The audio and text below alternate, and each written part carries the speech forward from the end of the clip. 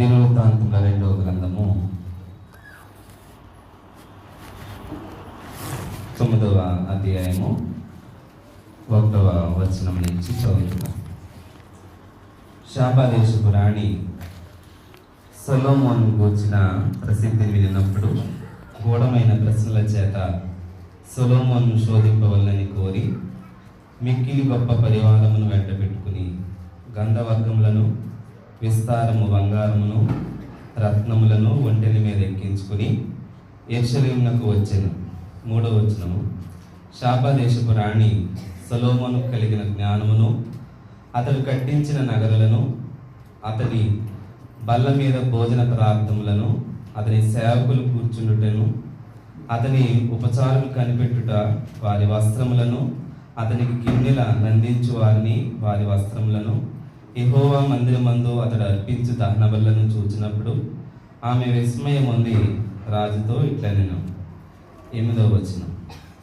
నీ దేవుడైన యెహోవా సన్నిధిని నీవు రాజువై ఆయన సింహాసనం మీద ఆసీనుడై ఉండునట్లు నీ యందు అనుగ్రహము చూపునందుకు నీ దేవుడైన యెహోవాకు స్తోత్రము కలుగును గాక. మార్కు సువార్త 10వ అధ్యాయము.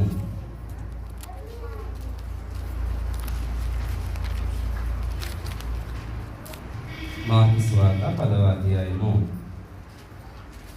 43వ వచనం.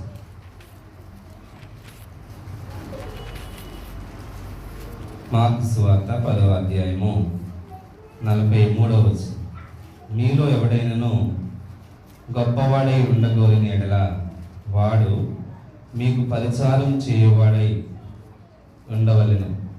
మీలో ఎవడైనను ప్రముఖుడై ఉండగోరిన ఎడల వాడు అందరికీ దాసుడై ఉండవలెను. మనిషి కుమారుడు పరిచారం చేయించుకున్నటకు రాలేదు కానీ పరిచారం చేయుటకును అనేకులకు ప్రతిగా విమోచన క్రయధనముగా తన ప్రాణము ఇచ్చుటకు వచ్చింది. చిన్ని మాట ప్రార్థన చేసి వాక్యం. పరిశుద్ధుడా, ప్రేమ గల మా తండ్రి, మీ పరిశుద్ధ పాదములకు వందనములు, స్తోత్రములు చెల్లిస్తున్నాం నాయన. గడిచిన పరిశుద్ధ దినము నుంచి ఇంతవరకు మమ్మలను ప్రేమించి మీ సజీవమైన రెక్కల కింద భద్రపరిచి ఆరోగ్యమునిచ్చి దేవా మీ సన్నిధిలో మిమ్మల్ని ఈ విధంగా స్తుతించి ఘనపరిచే భాగ్యాన్ని మా కలగ చేసినందుకై మీకే స్తుతి, స్తోత్రములు, వందనములు నాయన. చదవబడిన లేఖన భాగములో నాయనా ప్రభువా, సొలొమోను కంటే గొప్పవారు మీరని, సొలొమోనులో ఉన్నటువంటి కొన్ని లక్షణాలను తీసుకుని దేవా సొలొమోను కంటే మీరు గొప్పవాడు అని ప్రభువా నాయనా, ఏ విషయాల్లో మీరు గొప్పవారుగా ఉన్నారో కొన్ని విషయాలు మేము ధ్యానం చేస్తూ ఉంటుండగా ఆరాధనకు సహాయం చేయమని మా ప్రాణప్రియుడు రక్షకుడు అయిన యేసుక్రీస్తు వారి ఘనమైన నామములో ఆరాధిస్తున్నాం మా పరమ తండ్రి. ఇక్కడ చదవబడిన ఈ లేఖన భాగంలో మనము సొలొమోను అనగానే మీ అందరికీ కూడా ఏం గుర్తుంటుంది, ఏం చెప్తూ ఉంటారనంటే ప్రపంచంలోనే చాలా జ్ఞానము కలిగిన వ్యక్తి అని మనము అంటూ ఉంటాం. అంటే అంత జ్ఞానము కలిగిన వాని కంటే ప్రపంచములో ఉన్న వారందరికంటే జ్ఞానము కలిగిన వారు ఎవరు అని అంటే మన ప్రభు అయిన క్రీస్తు. ఈ చదవబడిన ఈ లేఖన భాగంలో గురించి ఈ షాబా దేశపు రాణి ఈ సొలొమోను యొక్క గొప్పదనం, సొలొమోను యొక్క జ్ఞానం, సొలొమోను యొక్క పరివారం గ్రహించడానికి దూరము నుంచి వచ్చి ఆయనను ప్రశ్నించగోరి ఆయనకు అనేక విధాలుగా చూసినట్లు మనం చూస్తూ ఉన్నాం. సొలొమోను ప్రపంచంలోనే జ్ఞానం కలిగిన వాడైతే మన ప్రభువైన యేసు సొలొమోను కంటే గొప్పవాడు. మన ప్రభువైన యేసు సొలొమోను కంటే గొప్పవాడు. చూడండి, మత్తయి సువార్త 12వ అధ్యాయము 42వ వచనంలో చూసినట్లయితే, మత్తయి సువార్త 12వ అధ్యాయము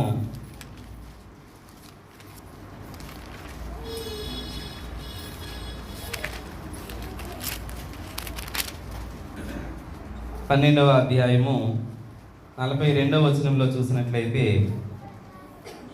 విమర్శ సమయమున దక్షిణపు దేశపు రాణి ఈ తరము వారిలో నిలబడి వారి మీద నేరస్థాపన చేయును. ఆమె సొలొమోను జ్ఞానం వినుటకు భూమి అంతముల నుండి వచ్చెను. ఇదిగో సొలొమోను కంటే గొప్పవాడు ఇక్కడ ఉన్నాడు. ఎవరికంటే గొప్పవాడు? సొలొమోను కంటే గొప్పవాడు ఎవరు అంటే మన ప్రభువైన క్రీస్తు. మన ప్రభువైన యేసు క్రీస్తు వారు సొలొమోను జ్ఞానము కంటే, సొలొమోను గొప్పదనము కంటే, సొలొమోను యొక్క పరివారము కంటే ఆయన ఎంతో గొప్పవాడు. ఎందుకంటే సొలొమోను కొన్ని విషయంలో గొప్పవాడుగా ఉన్నాడు. ఏ విషయాల్లో కొన్ని గొప్పవాడుగా ఉన్నాడు అని అంటే, కొన్ని విషయాలు మనము ఆరాధనకు సందర్భంగా కొన్ని మాటలు చూద్దాం. చూడండి, రాజుల మొదటి గ్రంథము 7వ అధ్యాయము 1వ వచనం.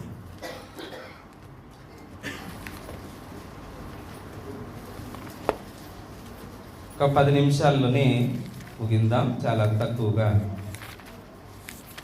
284వ పేజీ, రాజుల మొదటి గ్రంథము 7వ అధ్యాయం.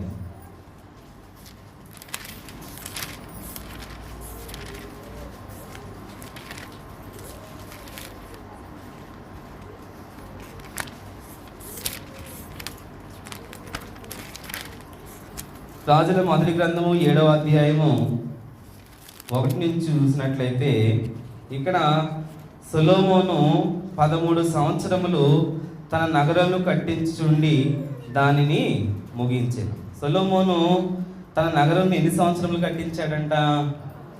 13 సంవత్సరములు. ఎన్ని సంవత్సరములు? 13 సంవత్సరములు సొలొమోను ఏం చేశాడనంటే నగరంను కట్టిస్తూ ఉన్నాడు. అంతేకాకుండా ప్రతి వచనాన్ని చూసినట్లయితే 7 సంవత్సరములు దేవాలయాన్ని, సువర్ణ దేవాలయాన్ని కూడా నిర్మించిన వాడుగా మనం చూస్తూ ఉన్నాం. అంటే నగరంను కట్టించిన వాడు, దేవాలయాన్ని కట్టించినటువంటి వాడు ఎవరు అనంటే సొలొమోను. మరి సొలొమోను ఈ నగరంను కట్టిస్తే, సొలొమోను దేవాలయాన్ని కట్టిస్తే, మరి దీనికంటే మన ప్రభువు ఏం కట్టించాడు? మన ప్రభు ఏం కట్టించాడు? ఆది యందు భూమి ఆకాశములను సృజించాడు. అంటే కలిగి ఉన్నది ఏది ఆయన లేకుండా కలగలేదు. అంటే సమస్తము సృష్టించింది ఎవరు? మన ప్రభు అయిన యేసుక్రీస్తు. సొలొమోను గొప్పవాడా? సొలొమోను కంటే మన ప్రభు అయిన యేసుక్రీస్తు గొప్పవాడా? సొలొమోను నగరములు కట్టించాడు. సొలొమోను కొన్ని నగరాలు కట్టించడానికి పరిమితమైపోయాడు. అదేవిధంగా దేవాలయాన్ని మాత్రం కట్టించాడు.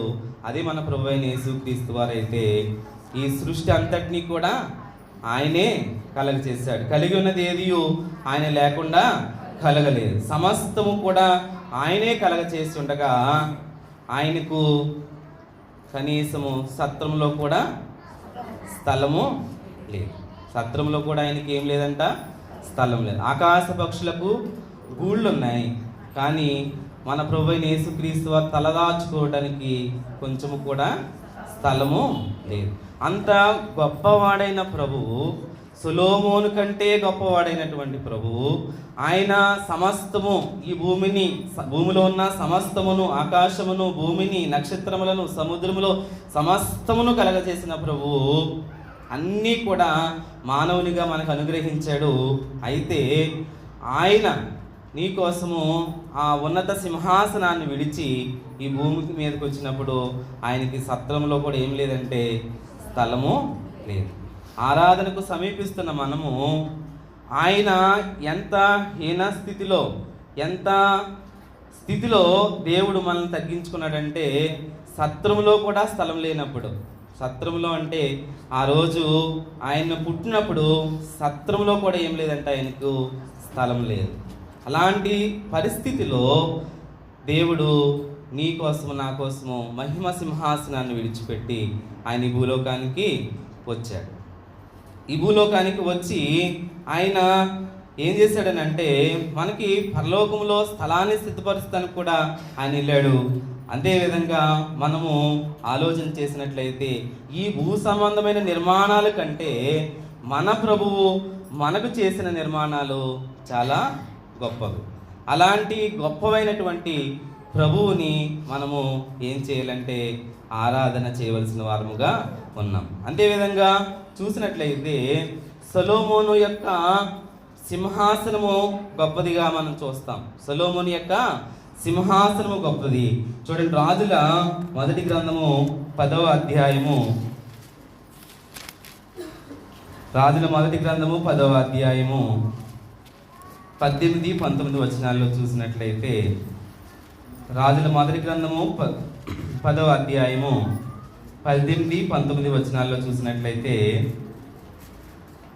మరియు రాజు దంతము చేత పెద్ద సింహాసనం చేయించి సువర్ణముతో దాన్ని పొదిగించెను. ఈ సింహాసనమునకు 6 మెట్లుండెను. సింహాసనం మీద భాగపు వెనుక తట్టు గుండ్రముగా ఉండెను. ఇక్కడ మొత్తం ఆ సింహాసనము ఎట్లా ఉందో వర్ణించాడు. ఎవరి సింహాసనం ఇది? సొలొమోను యొక్క సింహాసనం.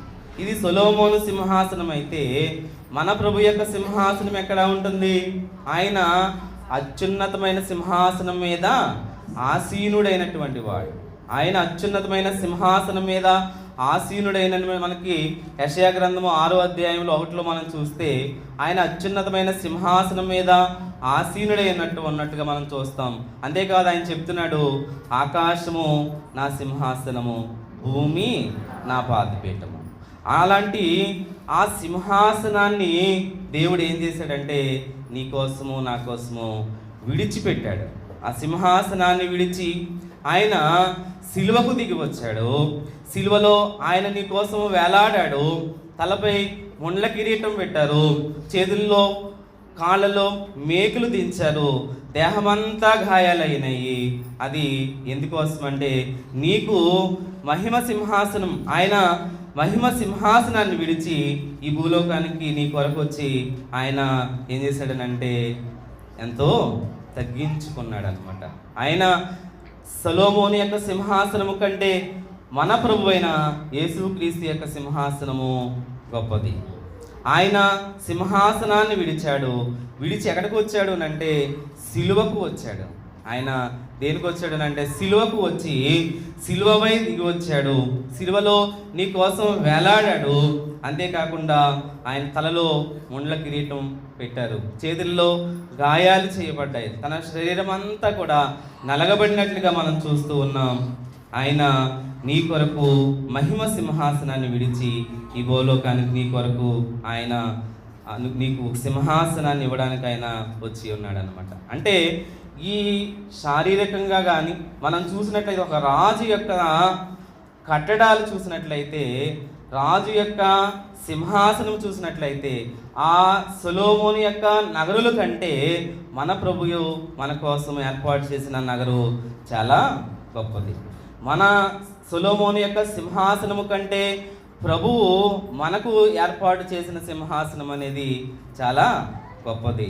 ఆ సింహాసనము మీద దేవుని యొక్క కుడిపార్శ్వంలో ఎవరైనా ఉండగలరా అంటే ఎవరైనా ఉండగలరా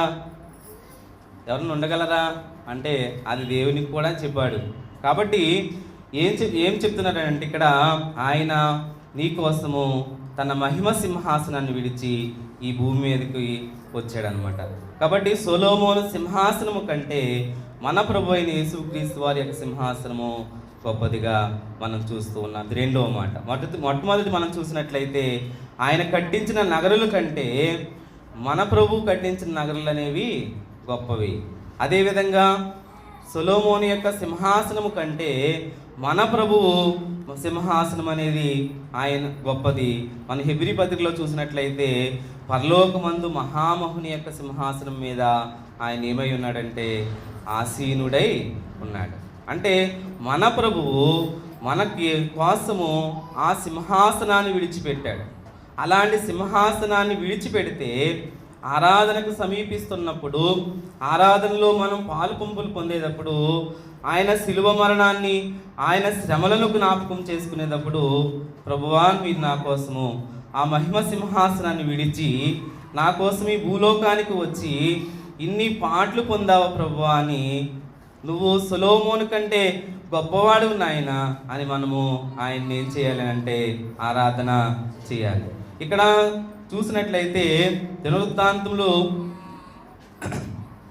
1 గ్రంథము 9వ అధ్యాయము 4వ వచనాన్ని చూడండి.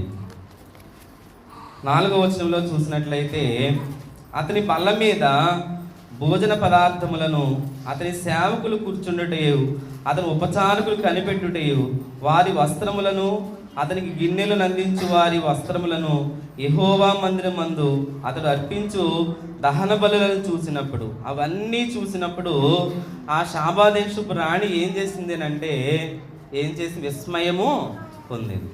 మరి ఆరాధనకు సమీపించడానికి వచ్చినప్పుడు మనము కూడా మనల్ని చూసి కూడా అనేక మంది ఏమవ్వాలనంటే, మనము విరిచే ఆ రొట్టె రసమును, అదేవిధంగా క్రమమును, అదేవిధంగా దేవుని పట్ల ఉన్న మన యొక్క భయమును చూసి అనేకులు కూడా విస్మయం ఉంది దేవుని యందు భయముతో భక్తితో ఆరాధనకు సమీపిస్తులు అవ్వాలి. అయితే సొలొమోను యొక్క నగరుల కంటే ప్రభువైన యేసుక్రీస్తు వారి యొక్క నగరులు గొప్పవి. అదేవిధంగా సొలొమోను యొక్క సింహాసనము కంటే మన ప్రభువైన యేసుక్రీస్తు సింహాసనము విడిచి మన కోసం భూలోకానికి వచ్చాడు. అదేవిధంగా ఇప్పుడు చదువుకున్నది మనం చూసినట్లయితే ఇక్కడ కనబడుతున్నది ఏంటంటే సొలొమోను యొక్క బల్ల కనబడుతున్నది అనమాట. సొలొమోను యొక్క బల్ల మీద భోజన పదార్థాలు కనబడుతూ ఉన్నాయి. అతని బల్ల మీద భోజన పదార్థములను అతని సేవకులు కూర్చుండుట, ఇక్కడ భోజనం కనిపిస్తుంది, అదేవిధంగా వాళ్ళ కూర్చున్న విధానము కూడా కనిపిస్తుంది అన్నమాట. ఆరాధనకు సమీపిస్తున్న మనము కూడా ఏ విధముగా వచ్చున్నాం, ఏ విధంగా ఆయన సన్నిధిలో కూర్చున్నాం, ఏ విధంగా ఆయనను ఆరాధనకు చేయడానికి వస్తున్నాం అనే వాటిని కూడా ఆలోచించవలసిన వారమై ఉన్నాం.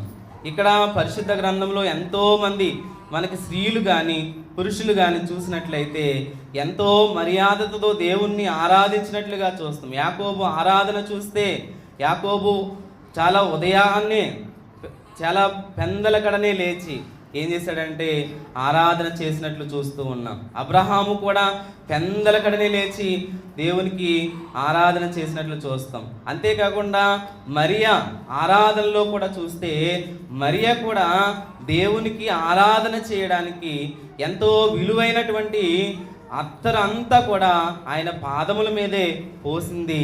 అంతేకాకుండా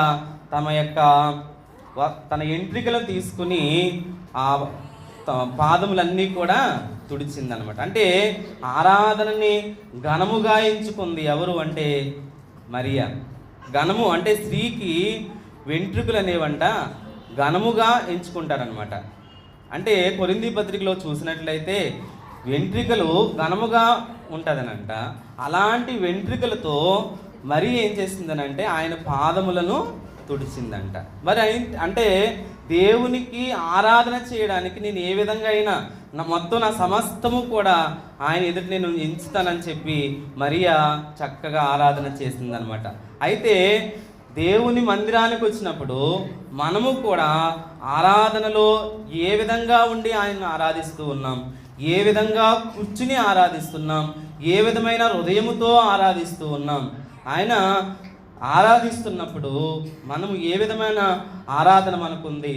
అందుకనే చెప్తున్నాం సొలొమోను నగరముల కంటే ఆయన కట్టించిన నగరాలు గొప్పవి. నగరములు అంటే తెలుసు మీకు ఏంటి? నగరాలంటే కొన్ని ప్రాంతాలు. అదే కాదు, నీ హృదయము కూడా ఒక దేవాలయమే. నీ హృదయాన్ని నిన్ను నిర్మించింది ఎవరు? దేవుడే. నీ హృదయం దేవుని దేవాలయమైనది నువ్వు ఎరుగవా?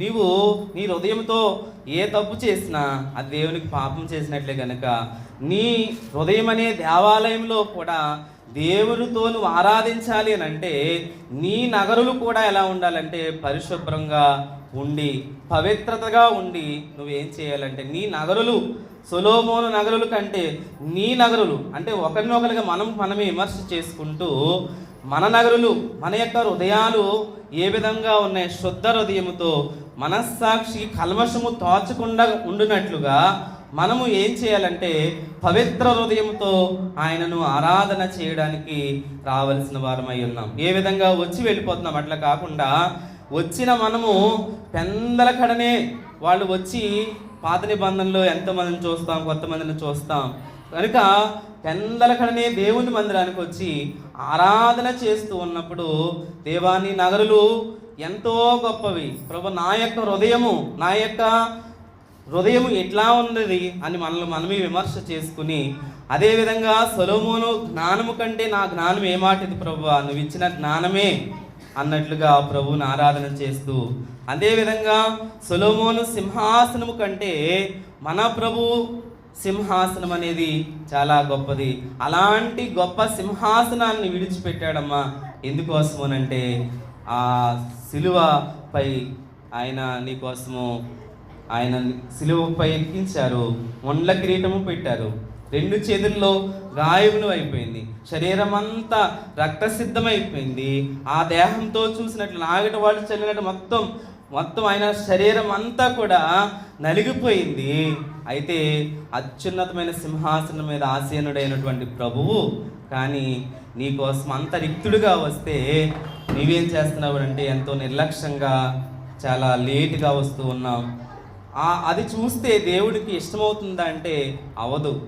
అది మలాకీ పత్రికలో ఏమన్నాడనంటే, వారు ఆరాధన చేయకుండా ఉంటే మంచిది, వాళ్ళు ఆరాధన చేయకుండా దేవాలయం మూసివేయనని చెప్తున్నాడు అనమాట. మన దేవాలయాలు మూసివేయమని చెప్తున్నాడు. అంటే మీ ఆరాధనే నాకు ఇంట్రెస్ట్ లేదని చెప్పి, అంటే ఇష్టం లేదని చెప్తున్నాడు అనమాట. మన ఆరాధన ఇష్టం అవ్వాలి అంటే మన హృదయం ఎలా ఉండాలి అంటే కల్మషము లేకుండా ఉండాలి. మన హృదయము ఆయనే కట్టాడు కనుక, నిన్ను నన్ను ఆయనే నిర్మించాడు కనుక, నీవు పవిత్రమైన కల్మషము లేని హృదయముతో, ఆయన ప్రోక్షించబడిన హృదయముతో నువ్వేం చేయాలనంటే ఆయనను నిండు మనసుతో ఆయనను ఆరాధన చేయాలి. 2 విషయాలు. 3వది ఏంటంటే ఆయన బల్లను చూశారు. ఎవరు అనంటే షాబా దేశపు రాణి. దాన్ని చూసి విస్మయం ఉండింది. అంతే, మన ముందుంచబడిన బల్ల, మన ముందుంచబడిన ఆ యొక్క బల్ల, సొలొమోను యొక్క బల్ల వైభవాన్ని తెలియచేస్తే, మన ప్రభువైన యేసుక్రీస్తు మన ముందుంచబడిన బల్ల ఆయన యొక్క అపారమైనటువంటి ప్రేమను తెలియచేస్తూ ఉంది. ఆయన ప్రేమ తెలియచేస్తూ ఉంది. ఆయన విరవబడిన శరీరము, ఆయన మన కోసం కార్చబడిన ఆ రక్తాన్ని రెండింటినీ జ్ఞాపకం చేసుకుంటూ మనం ఏం చేయాలండి, ఆయన చెప్పాడు, నన్ను జ్ఞాపకం చేసుకుంటకై దీనిని చేయడు. ఆ సొలొమోను బల్ల కంటే మన ముందుంచబడిన బల్ల మనకి ఎవరు ఏర్పాటు చేశాడంటే మన ప్రభువే ఏర్పాటు చేశాడు.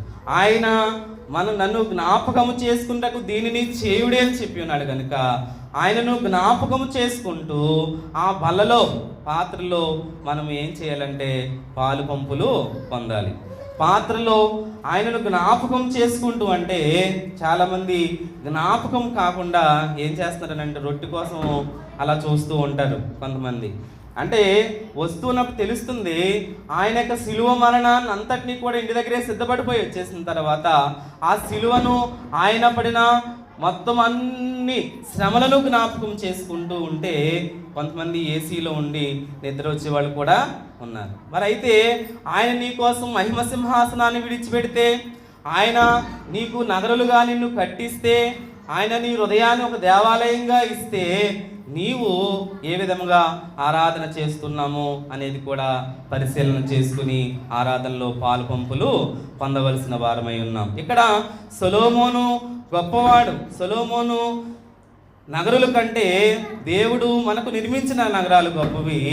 సొలొమోను సింహాసనము కంటే మన ప్రభువైన సింహాసనము గొప్పది. సొలొమోను బల్ల కంటే ప్రభువు మన కొరకు ఏర్పాటు చేసిన బల్ల గొప్పది.